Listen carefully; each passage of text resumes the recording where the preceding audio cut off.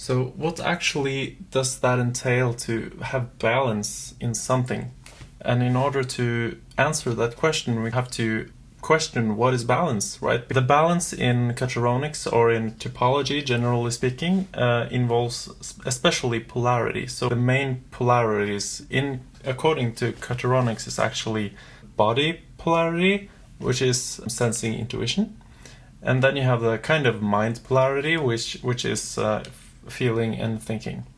Okay, so now we know about polarity, so let's go into the type of balance we can have with those polarities. So we have the mediator balance, which is essentially being located between two polarities, and you hold a neutral position, like when there's a conflict and you're standing between the two people and want to create harmony despite the different opinions they have. And then we have the next kind of balance, which is weighing scale balance. And weighing scale balance is when you want to have a little bit more than one of the polarities than the other.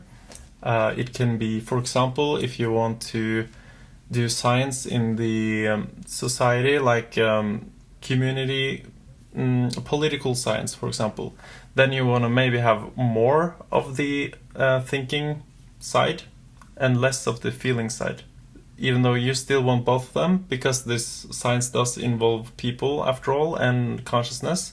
Pendulating balance, which basically means that you have the balance between two polarities by pendulating between them. And when you pendulate between two polarities, like for example sense and nonsense, if you will, like sensing and intuition, you will be able to explore those polarities in their own dimensions. And if you explore them in their own dimensions and swing between them, you will get a better idea about how reality works, essentially. The ambidextrous balance is essentially to using both of your hands at the same time. So it's kind of like doing something with this hand and this hand, rather than only using right hand, right?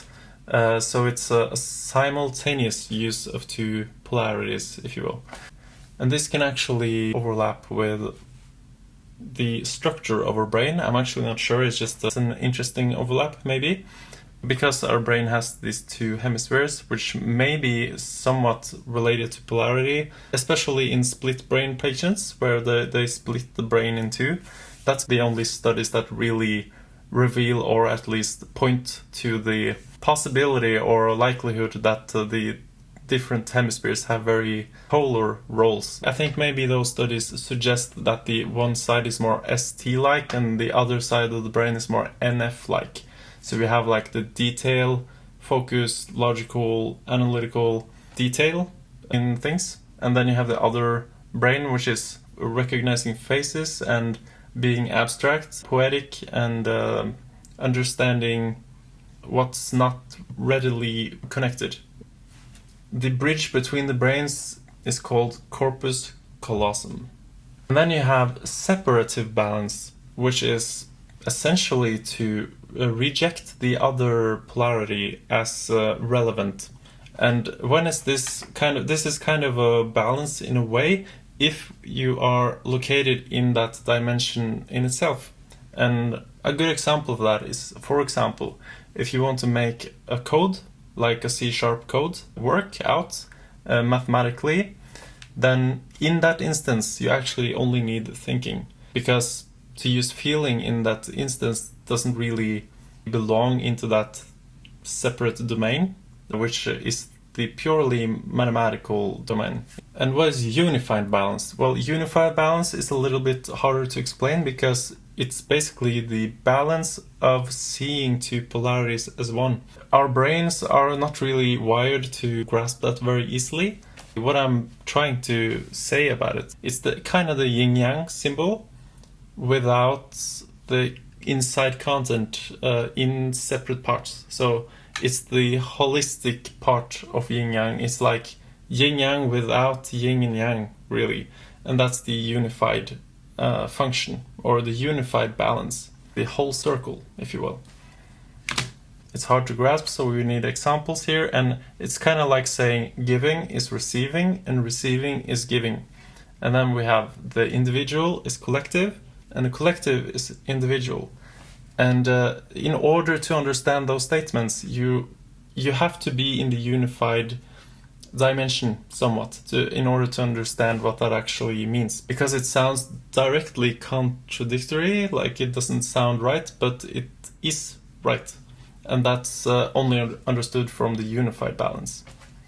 In order to understand balance even deeper on this topic, we have to dive into polarity dimensions, which we can see in the yin-yang symbol.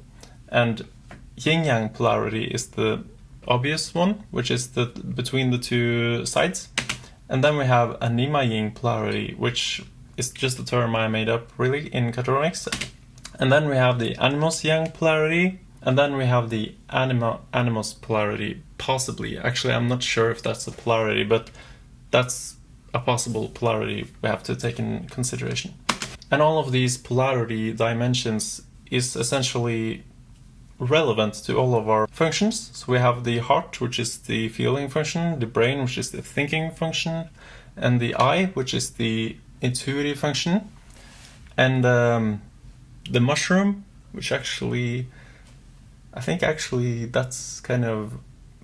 Okay, so here is more advanced models of balance in the real world. So we have ecosystemic balance, which is essentially the like when we have a collective, there has to be a balance between the components in the collective for that to be a new functional organism, right?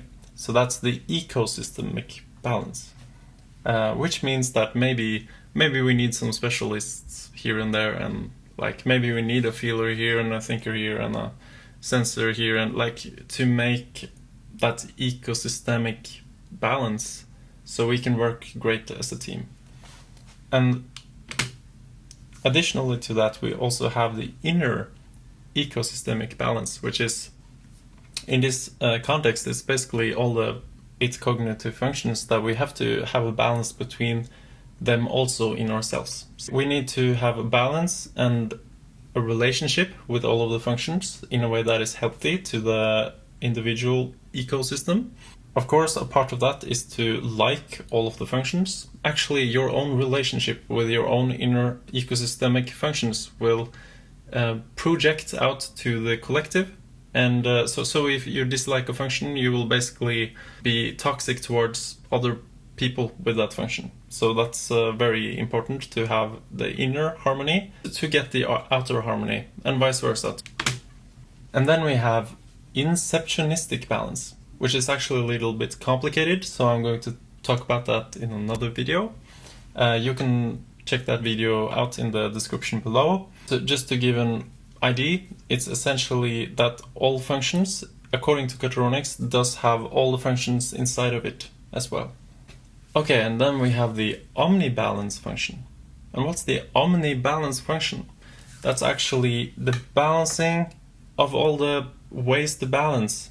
So the omnibalance is actually where we can find essentially the ultimate perfection of balance. But we're not actually finished yet. We have the primordial balance, which is in a sense even more important than the omnibalance. And the primordial balance is all about essentially your own attitude to perfection. And this balance actually is not a polarity balance. It's actually kind of outside balance in a way, but it's also essential for balance to really occur. And this relates to what Catronics calls the primary perfection.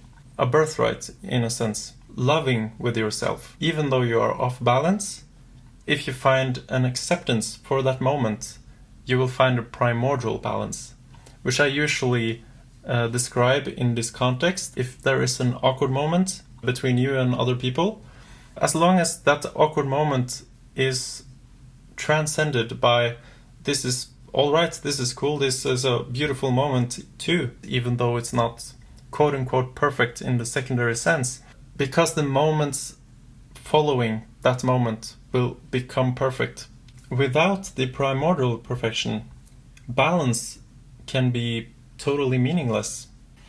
And why is that? It's because nothing really matters unless you matter.